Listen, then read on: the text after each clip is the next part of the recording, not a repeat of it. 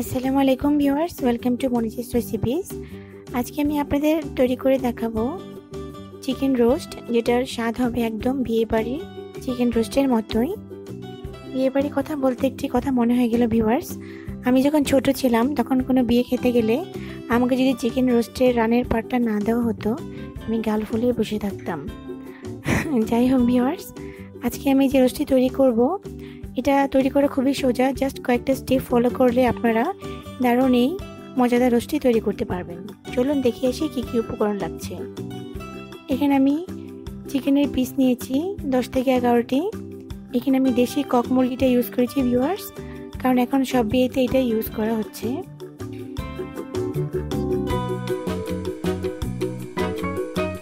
আর এখানে আমি নিয়েছি 1.5 টেবিল চামচ আদা বাটা, 1 টেবিল চামচ রসুন বাটা, হাফ চা চামচ নিয়েছি মরিচ গুঁড়া, হাফ চা চামচ নিয়েছি আমি শাহি জিরা গুঁড়া, হাফ চা চামচ কালো গোলমরিচ গুঁড়া, 6-7টি নিয়েছি এলাচ, 4-5টি নিয়েছি আমি এখানে দারচিনি, 6-7টি কাঁচামরিচ আর পরিমাণ মতো লবণ।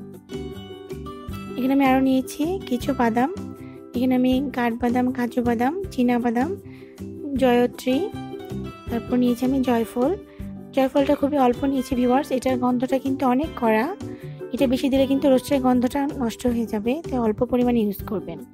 এগুলো সব আমি একসাথে বেটে নিব। আর সাথে নিয়েছি আমি 1.5 কাপ পরিমাণ পেঁয়াজ কুচি। এখান থেকে আমি 3 টেবিল পরিমাণ পেঁয়াজ কুচি বাদামের সাথে বেটে নিব। পেঁয়াজ বাটাটা দেওয়া খুবই জরুরি, কারণ পেঁয়াজ বাটাটা দিলে রোস্টটা একটু মাখা মাখা হয়, খেতেও মজা লাগে। নিয়েছি আমি 1 চা চামচ চিনি, নিয়েছি আমি 1 কাপ পরিমাণ টক দই। এটা আমি ঘরে তৈরি করে নিয়েছি, নর্মাল দুধে লেবু চিপে তৈরি করে নিয়েছি। নিয়েছি আমি 1 কাপ পরিমাণ নর্মাল দুধ। টক দইটা লেবু চিপে তৈরি করলে রোস্টটার গন্ধ খুব সুন্দর হয়। নিয়েছি আমি ঘি, নিয়েছি আমি টমেটো সস, আর নিয়েছি কেওড়া জল। এটা আমি পরিমাণ মতো ইউজ করব। প্রথমে আমি মুরগির পিসগুলোকে সামান্য পরিমাণ লবণ এবং কালো গোলমরিচ দিয়ে ম্যারিনেট করব 10 থেকে 15 মিনিটের মতন।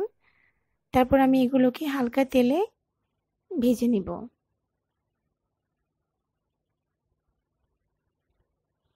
আমি পরিমাণের মতো তেল দিয়ে দিলাম।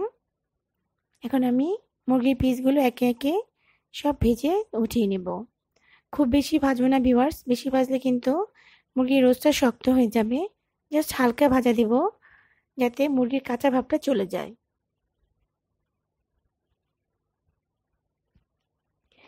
এই মুহূর্তে যারা আমার রান্না দেখছেন এবং যারা এখন আমার চ্যানেল সাবস্ক্রাইব করেনি ভিউয়ার্স, কাইন্ডলি সাবস্ক্রাইব করবেন। আর আমার রান্না যদি আপনাদের ভালো লাগে তাহলে একটি লাইক দিয়ে দিবেন।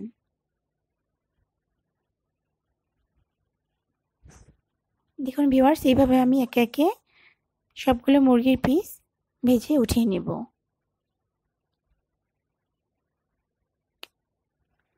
আমার ভাজা হয়ে গেছে ভিউয়ার্স। দেখুন আমি কিন্তু খুব বেশি ভাজিনি, হালকা করে ভেজে নিয়েছি। এখন আমি একটি মশলার পেস্ট তৈরি করব। এটা তৈরি করা খুবই জরুরি রোস্টের জন্য। প্রথমে আমি দইটা দিয়ে দিলাম, তার মধ্যে দিয়ে দেব বাদাম আর পেঁয়াজ বাটা,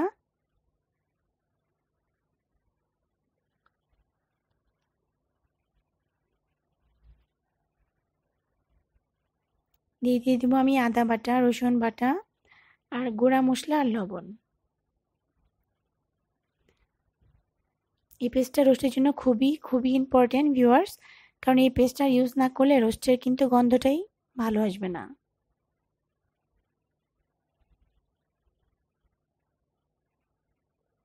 খুব ভালোভাবে নেড়ে মিশিয়ে নিব। আমার মেশানো হয়ে গেছে, চলুন আমরা চলে যাই মূল রান্নায়। আমি কড়াইয়ে 1/2 কাপ পরিমাণ তেল দিয়ে দিলাম, আর আমি দিয়ে দিব 1 টেবিল চামচ পরিমাণ ঘি।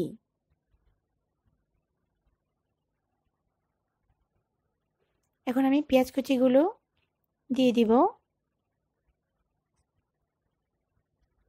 পেঁয়াজটাকে আমি একদম লাল করে বেরেস্তা করে নিব। অবশ্যই বেরেস্তা করবেন ভিউয়ার্স, বেরেস্তার গন্ধটা কিন্তু খুবই সুন্দর এবং রোস্টের গন্ধটা তখন আরো বেশি ভালো লাগে।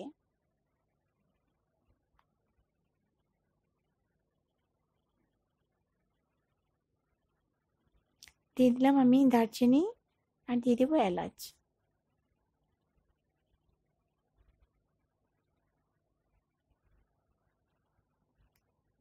আমার পেঁয়াজটা বেরেস্তা হয়ে এসেছে ভিউয়ার্স।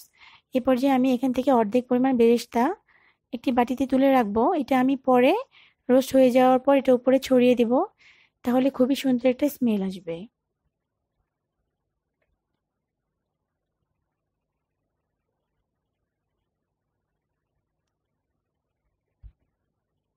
এখন আমি আমার সেই মিশ্রণটা দিয়ে দিলাম মশলার। এটা দিয়ে আমি 2-3 মিনিট একটু কষিয়ে নেব মশলাটাকে।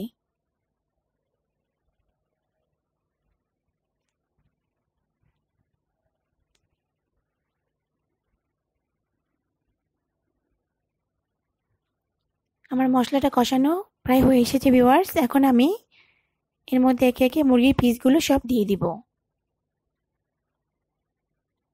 একটু ভালোভাবে নেড়ে চেড়ে দিব যাতে মশলাটা মুরগির সবগুলো টুকরোতে ভালোভাবে লেগে যায়।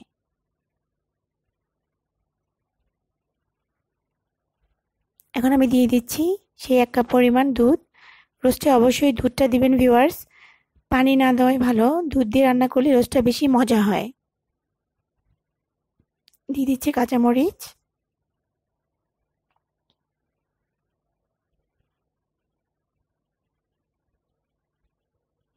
দিয়ে দিব আমি পরিমাণ মতো চিনি। চিনিটা একদম অল্প ইউজ করবেন ভিউয়ার্স, বেশি ইউজ করলে কিন্তু আবার মিষ্টি মিষ্টি বেশি হয়ে যাবে, খেতে ভালো লাগবে না। এখন আমি ঢেকে রান্না করব 10 মিনিট। 10 মিনিট হয়ে গেছে ভিউয়ার্স। এখন আমি আবার একটু নেড়ে চেড়ে দিব।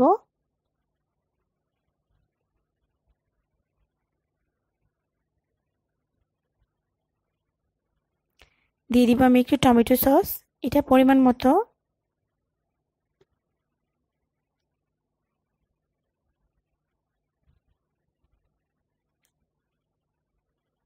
এখন আমি আবার এটাকে ঢেকে রান্না করব 15 থেকে 20 মিনিট।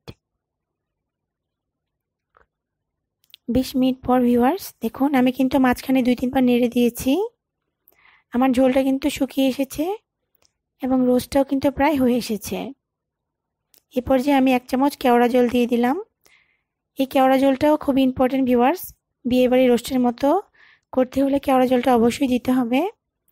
আর দিয়ে দিলাম আমি এরপরে পেঁয়াজ বেরেস্তা। এখন আমি আবার একটু নেড়ে চেড়ে পেঁয়াজ বেরেস্তাকে মিশিয়ে নিচ্ছি। আমার রান্না হয়ে গেছে। এখন আমি চুলাটা অফ করে দিচ্ছি। এই পর্যায়ে আমি হালকা একটু ফুড কালার অ্যাড করলাম ভিউয়ার্স। ফুড কালারটা দিলে রোস্টের কালারটা সুন্দর হয়। দেখুন কত সুন্দর হয়েছে। এটা সম্পূর্ণই অপশনাল, আপনারা দিতেও পারেন নাও দিতে পারেন।